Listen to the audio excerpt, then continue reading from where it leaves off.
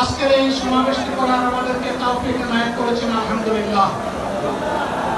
2 দিন আগেও জর্দারায় বৃষ্টি ঝরেছে।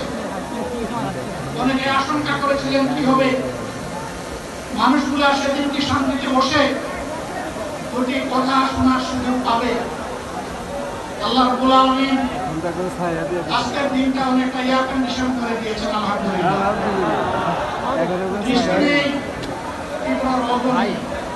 আল্লাহ তাআলার পক্ষ থেকে তার গোলামদের প্রতি এই যে মেহেরবানি, এর জন্য নতশিরে আরেকবার আমি শুকরিয়া আদায় করছি আলহামদুলিল্লাহ। সম্মানিত বন্ধুগণ, যাদের ত্যাগ এবং কুরবানির বিনিময়ে 15.5 বছরের কঠিন অন্ধকার যুগের যাতাতলে কৃষ্ণ হয়ে যারা তিলে তিলে দুনিয়া থেকে নির্যাতিত হয়ে বিদায় নিয়েছেন, অপশক্তির বিরুদ্ধে প্রতিবাদ করতে গিয়ে বিদায় নিয়েছেন, যারা লড়াই করে আহত হয়েছে, পঙ্গুত্ব বরণ করেছেন, আমরা তাদের সকলের কাছে গভীরভাবে ঋণী। মহান আল্লাহর দরবারে তৌফিক চাই, বাংলাদেশ জামাতে ইসলামের অস্তিত্ব যতদিন থাকবে আল্লাহ যেন তাদের ঋণ পরিশোধ করার শক্তিটা ততদিন আমাদেরকে দান করেন। আমি গভীর পরিতাপের সাথে আপনাদেরকে জানাচ্ছি, আজকের এই বিশাল সমাবেশ আয়োজন করতে গিয়ে আমাদের তিনজন ভাই ইতিমধ্যে দুনিয়া থেকে বিদায় গ্রহণ করেছে। খুলনার দাগপুর উপজেলার আমির জনাব মৌলানা আবু সাইদ বিদায় নিয়েছেন। পাবনার বয়োজ্যেষ্ঠ একজন মুরব্বী জনাব মুস্তাফিজুর রহমান, তারা এই আয়োজনে আসতেই পারে। আসার পথেই আল্লাহ তাআলা তাদেরকে তার কাছে তুলে নিয়েছেন। আরেকজন ভাই এখানে অসুস্থ হয়ে তিনিও ইন্তেকাল করেছেন, শাহ আলম। মহান রবের দরবারে দোয়া করি আল্লাহ তাআলা তাদের উপর রহম করুন, তাদেরকে ক্ষমা করুন, জান্নাতুল ফেরদাউসের নিয়ামত তাদেরকে দান করুন। তাদের আপনজনদেরকে আল্লাহ তাআলা সবরে জামিলা ভাই। সম্মানিত ভাইরা, আবু সাইদরা যদি বুক থেকে না দাঁড়াতো, এই জাতির মুক্তির জন্য যদি বুকে গুলি লুফে না, হয়তো আজকের এই বাংলাদেশটা আমরা দেখতাম। ইতিমধ্যে হয়তো আরো অনেক মানুষের জীবন ফ্যাসিবাদীদের হাতে চলে যেত। 24 জীবন বাজি রাখা এই যুদ্ধটা যদি না হতো, তাহলে আজকে যারা বিভিন্ন ধরনের কথা এবং দাবি দাওয়া পেশ করছেন, তারা তখন কোথায় থাকতেন? অতএব আসুন, যাদের ত্যাগের বিনিময়ে আল্লাহ তাআলার এই নিয়ামত পাওয়া, তাদেরকে যেন অবজ্ঞা এবং অবহেলা না, শিশু বলে তাদেরকে যেন তুচ্ছ তাচ্ছিল্য না, অহংকার করে অন্য দলকে যেন তুচ্ছ তাচ্ছিল্য না, অরাজনৈতিক ভাষায় আমরা যেন কথা বলি। যদি এগুলো আমরা পরিহার করতে না পারি, তাহলে বুঝতে হবে যারা পারবেন না, ফ্যাসিবাদের রূপ তাদের মধ্যে নতুন করে বাসা বেঁধেছে।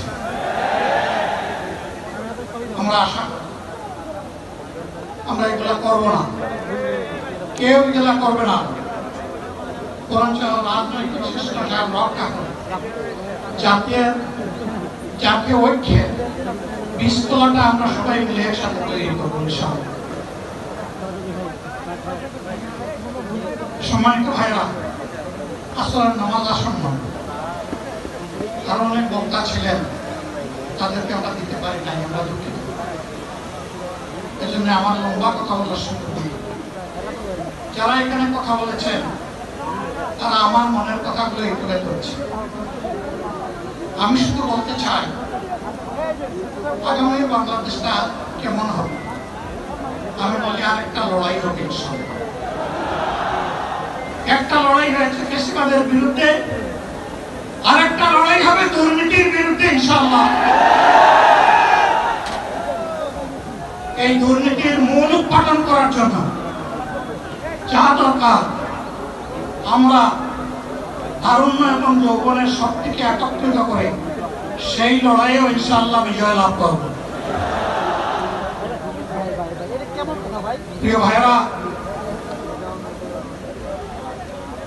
জামাত ইসলামী যে দুর্নীতিমুক্ত সমাজ গড়বে তার প্রমাণ কি?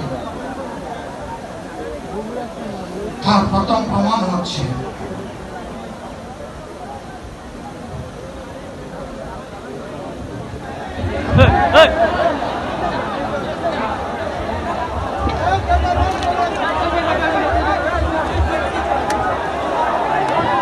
অবস্থান করুন জাতীয় জায়গায়।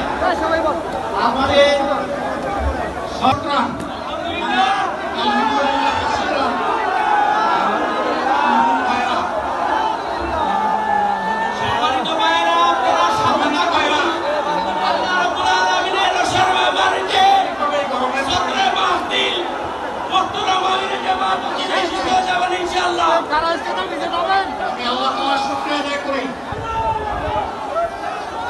আল্লাহ তাআলার শুকরিয়া আদায় করি আবার আপনাদের সামনে দাঁড়াতে পেরেছি। আমি বলেছিলাম দুর্নীতিমুক্ত বাংলাদেশ ইনশাআল্লাহ সবাইকে নিয়ে আমরা গড়ব। আমরা কথা দিচ্ছি, বাংলাদেশ জামাত ইসলামী যদি আল্লাহ তাআলার মেহেরবানি এবং সরকার জনগণের ভালোবাসা নিয়ে সরকার গঠন করে, তাহলে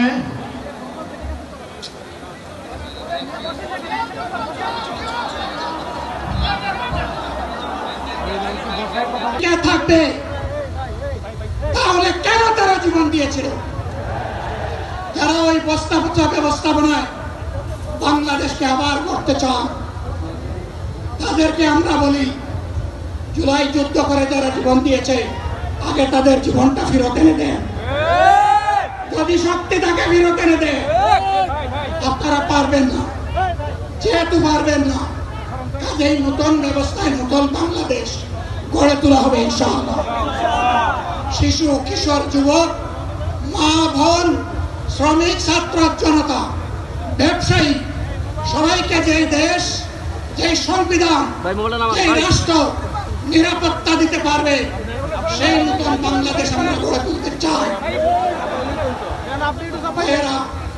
আমাকে সবাই চাপ দিচ্ছে, কেউ বলে ভাই শেষ করেন, কেউ বলে চাচা শেষ করেন। আমি তাদেরকে নিশ্চয়তা দিয়ে বলছি, আমার মুখ আমার আল্লাহ নির্ধারিত সময় থেকে 1 সেকেন্ড আগে হবে না, এবং আয়াত যা দিয়েছেন তার 1 সেকেন্ড আগেও আমি যাব না। অতএব মহান আল্লাহর কাছে আবার তৌফিক চাই। আপনাদের কাছে যে কষ্ট হয়েছে আপনারা, আমি তো এখানে শান্তিতে বসাচ্ছিলাম আর চতুর্দিকে শুধু দৃষ্টি তুলাচ্ছিলাম। কি কষ্ট হচ্ছে আমার ভাইদের, ভাইরা, এই কষ্ট আল্লাহর জন্য। এই কষ্ট কার জন্য? ইনশাআল্লাহ আল্লাহ তাআলা আপনাদেরকে তার উপযুক্ত জাযা দুনিয়া দিবেন, আখিরাতে দিবেন। আপনাদের এই ত্যাগের বিনিময়ে নতুন বাংলাদেশ আমরা পেয়ে যাব। আসুন সেই নতুন বাংলাদেশের জন্য একবার স্লোগান দিয়ে শেষ করি, নারায়ে তাকবীর। আসসালামু আলাইকুম। মানুষের মুখে যারা এক মুঠো হাত তুলে দিতে চায়, আমার সেই কৃষক বন্ধুটি, আমি তাদের হয়ে আজকে এখানে কথা বলতে এসেছি।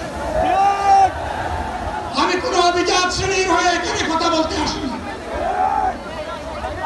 আল্লাহ তাআলার অশেষ মেহেরবানি, আজীবন সকল রক্ত চক্ষুকে উপেক্ষা করেছে, জুলুমের পরোয়া করি না। আমার আফসোস, 24 সালে জাতিকে মুক্তি দিতে গিয়ে যারা জীবন দিয়ে শহীদ হলো, আমি তাদের একজন হতে পারলাম না। আপনাদের কাছে দোয়া চাই,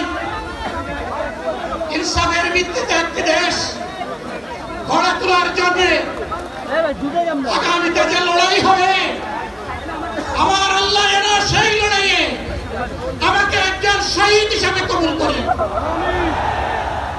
সম্মানিত বন্ধুগণ, আমাদের প্রিয় শহীদ নেতৃবৃন্দ 2006 সালের 28 অক্টোবর থেকে শুরু করে পল্টন গণহত্যা, সব মানুষের মুখে যারা এক মুঠো হাত তুলে দিতে চায়, আমার সেই কৃষক বন্ধুটি, আমি তাদের হয়ে আজকে এখানে কথা বলতে এসেছি। আমি কোন অভিজাত শ্রেণীর হয়ে এখানে কথা বলতে আসিনি। আল্লাহ তাআলার অশেষ মেহেরবানি, আজীবন সকল রক্ত চক্ষুকে উপেক্ষা করেছে, জেল জুলুমের পরোয়া করি না। আমার আফসোস, 24 সালে জাতিকে মুক্তি দিতে গিয়ে যারা জীবন দিয়ে শহীদ হলো, আমি তাদের একজন হতে পারলাম না। আপনাদের কাছে দোয়া চাই, ইনসাফের ভিত্তিতে একটি দেশ গড়ে তোলার জন্য আগামীতে যে লড়াই হবে, আমার আল্লাহ যেন সেই লড়াইয়ে আমাকে একজন শহীদ হিসাবে কবুল করেন। সম্মানিত বন্ধুগণ, আমাদের প্রিয় শহীদ নেতৃবৃন্দ 2006 সালের 28 অক্টোবর থেকে শুরু করে পল্টন গণহত্যা, সব সংসদ সদস্য হিসাবে নির্বাচিত হবেন। তারা কথা বন্ধ করেন, তারা কথা বন্ধ করেন। সবাই বসে পড়েন, সবাই বসেন, বসেন, কেউ দাঁড়াবেন না, সবাই বসেন। যদি আল্লাহর ইচ্ছায়, জনগণের ভালোবাসায় বাংলাদেশ জামাতে ইসলামী থেকে সংসদ সদস্যরা নির্বাচিত হয়ে সরকার গঠন করেন, তাহলে কোন এমপি, কোন মন্ত্রী আগামীতে সরকার কিন্তু প্লট গ্রহণ করবে না। কোন এমপি এবং কোন মন্ত্রী ট্যাক্সবিহীন কোন গাড়ি চড়বে না। কোন এমপি এবং কোন মন্ত্রী তার নিজের হাতে কোন টাকা চালাচালি করবে না। কোন এমপি এবং কোন মন্ত্রী যদি তার নির্দিষ্ট কোন কাজের জন্য বরাদ্দ পেয়ে থাকেন, কাজ শেষ হওয়ার সাথে সাথে বাংলাদেশের 18 কোটি মানুষের কাছে তারা তার প্রতিবেদন তুলে ধরতে বাধ্য হবে। সম্মানিত বন্ধুগণ, চাঁদা আমরা নিব না, দুর্নীতি আমরা করব না, চাঁদা আমরা নিতে দেব না, দুর্নীতি আমরা সহ্য করব না। এই বাংলাদেশে আমরা দেখতে চাই। যুবকদেরকে আমরা স্পষ্ট ভাষায় বলতে চাই, বন্ধুগণ, তোমাদের সাথে আমরা আছি। আমি আজকে জামাতের আমির হিসাবে এখানে কথা বলতে আসিনি। আমি এসেছি বাংলাদেশের 18 কোটি মানুষের একজন হয়ে কথা বলতে। আমি শিশুদের বন্ধু, আমি যুবকদের ভাই, আমি বয়স্কদের সহযোদ্ধা, আমার বোনদের আমি ভাই। সুতরাং তাদের মুক্তির জন্যই আমি দায়িত্ব নিয়ে আজকে এখানে দাঁড়িয়েছিলাম। আল্লাহর ইচ্ছা শরীর আমাকে সাময়িকভাবে সহযোগিতা করে না, এটাও আল্লাহর ইচ্ছা যে এখন আল্লাহ আমাকে কথা বলার সুযোগ দিচ্ছেন। আমি বলতে চাই, বাংলাদেশের নির্দিষ্ট কোন শ্রেণীর মুক্তির জন্য আমাদের এই লড়াই নয়। রাস্তার একজন পরিচ্ছন্নতা কর্মী, চা বাগানের একজন শ্রমিক, রক্ত পানি করে ঘাম জড়ানো আমার একজন রিক্সা চালক ভাই মাঠে ময়দানে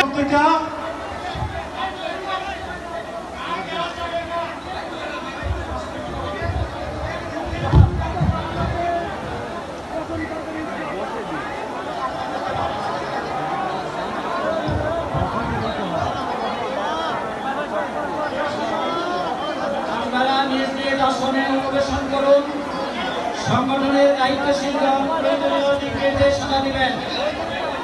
আপনাদেরকে নিজের জায়গায় অবস্থান করার জন্য অনুরোধ করা হচ্ছে।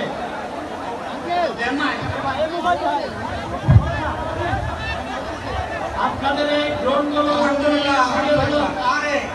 আল্লাহ যত সময় আর দিচ্ছেন আল্লাহ যত সময় হায়াত দিয়েছেন তত সময় মানুষের জন্য কাজ করবো ইনশাআল্লাহ। মানুষের মুক্তি অর্জন হওয়া পর্যন্ত আমাদের লড়াই অব্যাহত থাকবে। বলছিলাম জামাতে ইসলামী যদি আল্লাহর ইচ্ছা এবং জনগণের ভালোবাসায় বাংলাদেশের মানুষের সেবা করার সুযোগ পায় তাহলে মালিক হবে না